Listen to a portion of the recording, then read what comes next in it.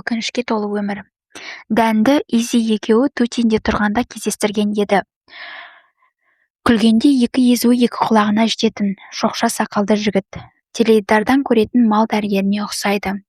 Көңілді, бәрін білуге құмар, ішімдіктен тартынбайтын, бірақ Нора оның бас жазуға қиналғанын көрмепті. Университетте өнер тарихын оқыған Рубенс пен Тинтореттоны жетік білгендіктен протеинді тәттілер өндіретін фирманың пиар бөлімін басқарды. Алайда оның бір арманы бар еді. Ауылда паб ұстағысы келетін, сол арманын бірге жүзеге асыратын адам іздеді. Нораны үгіттеді. Нора да қуана келісті. Қызық идея көрінді. Дәнмен бірге армандап қосыла қуанды. Алайда аяқ астынан Дәнге тұрмысқа шыққысы келмейтінін түсінді. Санасының түкпірінде ана болудан қатты қорқатын үрей бар. Некедегі өмір дегенде ата-анасы елестеді. Олардың тағдырын қайталағысы келмеді. Өкініштер кітабына мәнсіз тесірейіп отырып, әке-шешесі бір-бірін шын сүйіп қосылды ма, әлде жас келген соң лайық біреуге үйлену керек деген қағиданың құрбаны болды ма деп ойлады. Музыка тоқтаған бетте жақын тұрған адамды ұстай қал дейтін ойын бар ғой, сол сияқты.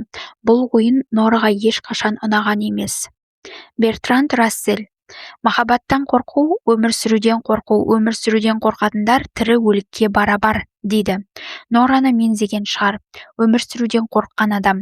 Тек Рассельдің өзі үйленген әйелдері мен көңілдестерінің санынан жанылған кімге ақыл бергендей дейсің. Үйлену тойына 3 ай қалғанда анасы дүние салды. Нора қатты қайғырды. Тойдың уақытын ауыстырайық дегенмен оны ешкім тыңдамады. Содан кейін Нораның қайғысы күйзеліс пен торығуға ұласты. Өмірі бір арнадан шығып кеткендей, енді бақылауға көнбейтіндей қиналды. Үйлену тойы іштегі аласапыранды өршітпесе баспайтындай. Біреу өзін теміржол рельсіне байлап қойғандай күй кешті. Одан құтылудың жалғыз жолы тойдан бас тарту болып көрінді. Ақыр соңында Бетфордта жалғыз қалды. Австралияға барамыз деп жүрген құрбысының үмітін де ақтамады. Ол жалғыз кетті. Қыл теориясына жұмысқа тұрды, мысық асырап алды. Мұның бәрі еркіндік емес, керісінше туған қаласына байлану болып шықты.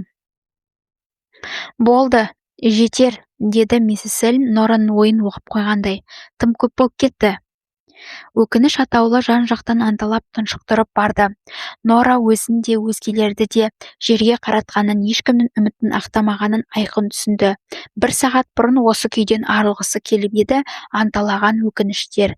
Кітаптың бетін ашып қарап тұрғанда Бетфорд көшесінде жалғыз сенделгеннен бетер қиналды. Кітап бетінен көтерілген өкініштер түпсіз терең құрдымға сүйреп барады.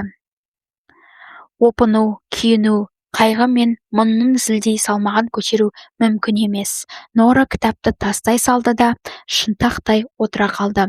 Көзін тарс жұмды. Дем алуы қиындады. Көрінбейтін қолдар мойнынан қысып тұншықтырып жатқандай. Тоқтатыңызшы. Кітапты жап, деді миссис Селн. Көзіңді жұмып отыра берме. Кітапты жауып таста. Оны өзің істеуің керек. Есінен тануға жақын қалғанын сезсе де, Нора көзін ашып, кітаптың мұқабасын қос қолдап ұстады.